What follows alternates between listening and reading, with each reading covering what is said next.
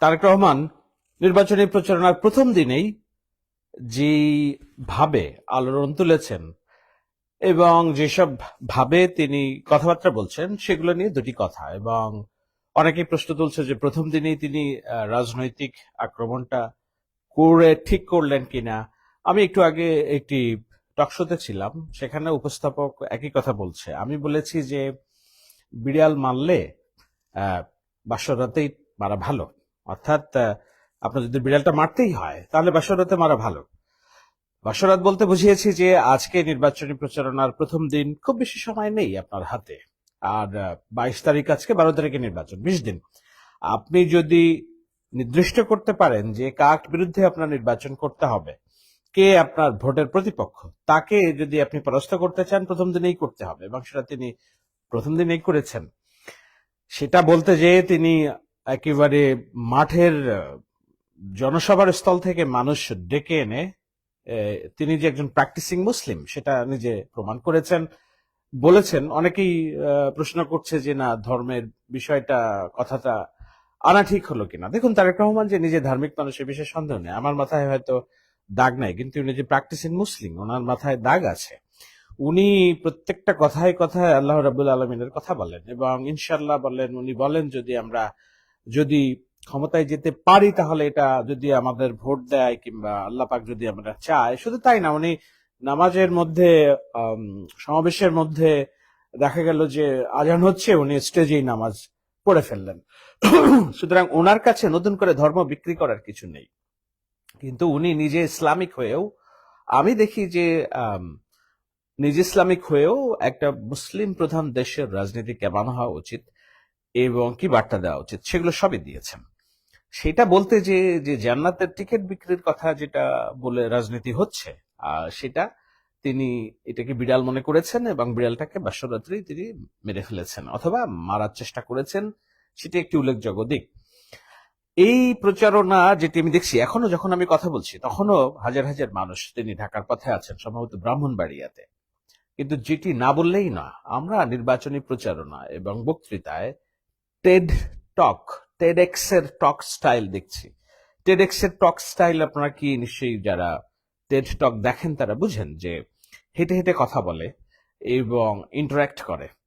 তো মঞ্চে দেখছি যে তিনি একটা ডায়াসের সামনে দাঁড়িয়ে কোনো উল্টা পাল্টা বক্তব্য দিচ্ছেন না, গালগর্ভ বক্তব্য দিচ্ছেন না। তিনি হাঁটছেন, মাইক নিয়ে হাঁটছেন, একবার বাদিকে যাচ্ছেন, একবার ডান দিকে যাচ্ছেন, একবার আসছেন সামনে, একবার পেছনে যাচ্ছেন, মানুষকে ডাকছেন, মানুষকে ডেকে কথা বলছেন, এবং সেটা একটা স্পোর্টি মুভ।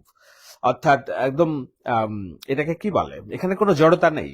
এবং ওনার যে পোশাক সেটিও বিশেষভাবে উল্লেখযোগ্য। একটা স্নিকার, একটা জিন্স শার্ট, জিন্স, একটা সাদা শার্ট, ভেরি সিম্পল। তো সেই জায়গাগুলো আমার মনে হয় যে এগুলো বলার মতো, যে না, আহ, নজর কেড়েছে এইগুলো। আরেকটা বিষয় নজর কেড়েছে, যে সেটা আমি বলে শেষ করবো, সেটা হলো গুপ্ত। গুপ্ত, হ্যাঁ। অর্থাৎ তিনি আম, এটাকে তিনি যে আসলে এটাকে কি বলে, আম, এই রাজনীতিটা বুঝেছেন হয়তো দেশে আসার পরে। তার যে বক্তব্য এবং আলোচনা, যাদের সাথে দেখা সাক্ষাৎ করেছেন সবাইকে তিনি নিয়ে পথ চলার চেষ্টা করেছেন এবং এখনো করছেন, করবেন। জিয়া রহমানের রাজনীতি ছিল এইটা, ডান বাম সবাইকে মিলেই তিনি রাজনীতি করেছেন, বেগম খালেদা জিয়ার রাজনীতি করেছেন, উনিও সেটা করবেন। কিন্তু ডান বাম একটা জিনিস, আর গুপ্ত থেকে নিজের পরিচয় লুকিয়ে রেখে রাজনীতি করা একটা জিনিস, যেটা ক্ষতি করে, আলটিমেটলি দলের জন্য ক্ষতি করে, দেশের জন্য ক্ষতি করে। সুতরাং তিনি এই গুপ্ত শব্দটা খুব ঠাট্টা ছলে বসেছেন, হ্যাঁ গুপ্ত গুপ্ত। তো সেই জায়গায় আজকে আমি প্রথমবার দেখলাম বিএনপি, যুবদল, ছাত্রদল এবং মাঠের যারা বিএনপি কর্মী সমর্থক, তাদের ভিতরে কি পরিমাণ এনার্জি সঞ্চারিত করতে পেরেছেন তারেক রহমান তার এই সূক্ষ্ম বক্তব্যের মধ্য দিয়ে, আনবিলিভেবল। এবং বিভিন্ন জায়গায় কয়েকদিন আগে একটা জাহেদ ভাইয়ের একটা টক শো আমি দেখছিলাম, উনি বলছেন যে বিএনপির অভ্যন্তরেও যেসব গুপ্ত আছে এগুলাকে খুব দ্রুত আপনি যদি না অ্যাড্রেস করতে পারেন, অদূর ভবিষ্যতে দল ক্ষতিগ্রস্ত হবে, এরা ভিতর থেকে দলকে ফোকলা বানিয়ে খেয়ে ফেলবে। যেটা হয়েছে গুপ্ত রাজনীতির কারণে, আওয়ামী লীগের ভিতরে যে আওয়ামী লীগকে ফোকলা বানিয়ে এমন একটা সময় তাদেরকে ডিচ করেছে যখন আর তাদের উঠে দাঁড়ানোর শক্তি ছিল না, হুইচ ইজ গুড। ওইটার সময়টা আমরা মেনে নিয়েছি। কিন্তু সেই একই ধরনের ট্রিক্স বিএনপির ভিতরে থেকে কার্যকর করে বিএনপিকে ফোকলা বানিয়ে এমন ভাবে কাজ করবে যে বিএনপির আর উঠে দাঁড়ানোর শক্তি থাকবে না, সেসব মানুষগুলোকে চিহ্নিত করা জরুরি। এবং কারা বিএনপির ভিতরে গুপ্ত রাজনীতি করছে, তারেক রহমান সাহেবের ডান দিকে বাদিকে যারা আছেন, তারা এতদিন ধরে জামাত শিবির এবং অন্যদেরকে প্যাট্রোনাইজ করেছেন, সেটি যারা করেছেন তাদের জন্য একটা স্পষ্ট বার্তা।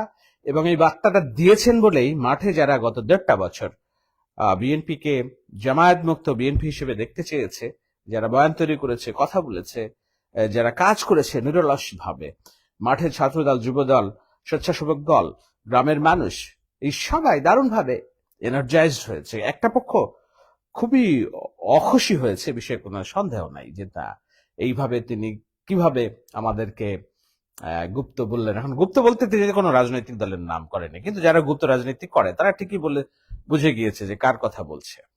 সুতরাং আমি কথা বাড়াবো না, আমি কেবল প্রথম দিনের যেই নির্বাচনী প্রচার, সেই নির্বাচনী প্রচারে তারেক রহমানের যেসব উল্লেখযোগ্য অর্জন সেটা একটু বলে বোঝানোর চেষ্টা করলাম। প্রথমত, তিনি বাসরাত্রে বিড়াল মেরেছেন। দ্বিতীয়ত, তার যে বলার স্টাইল, তিনি স্টেজে যাচ্ছেন, ঘুরছেন, ফিরছেন, ইন্টারাক্ট করছেন, তরুণদের সাথে ডেকে নিয়ে কথা বলছেন, মুরব্বীকে বলছেন আমার চেয়ারে বসেন, ডেকে নিয়ে বলছেন আমার চেয়ারে বসেন, আবার স্টেজের সামনে যে হাত মর্দন করছেন দর্শকদের সাথে, মানুষকে জনসভা থেকে ডেকে নিয়ে তার মুখ দিয়ে বলাচ্ছেন কথাবার্তা, এগুলো ইন্টারাকশন, টেড টক স্টাইলের কথাবার্তা। আরেকটা হলো তিনি যে গুপ্ত বলে তার অভ্যন্তরেও দলের আশেপাশেও যারা ভিড় জমিয়েছিলেন, কাজ করছিলেন, দলকে পরনির্ভরশীলতার আবদ্ধে রাখতে যারা কাজ করছিলেন, নেতা কিংবা সমর্থক, তাদের জন্য একটা কড়া বার্তা দিয়েছেন। এই সবগুলোই পজিটিভ দিক এবং ফিল্ড দারুণভাবে এনার্জাইজড। বাকিটা দেখা যাক যে কালকে কেমন বিহেভ করে, অন্যদিন কেমন বিহেভ করে। কথা থাকবে, বিতর্ক থাকবে, কিন্তু যেন শালীন থাকে, কেউ মারমুখী না হয়, নির্বাচনী পরিবেশ যেন ভুলুণ্ঠিত না হয়, সেটি দেখার ইচ্ছা এবং সেটাই হওয়া উচিত বলে আমি মনে করি। আপনাদের সবাইকে ধন্যবাদ। দেশে অনেকেই গালিগালি দিয়েছেন, আমি দেখি কি কি লিখছেন, এখন একটু পড়ার সুযোগ থাকবে। সবাইকে ধন্যবাদ।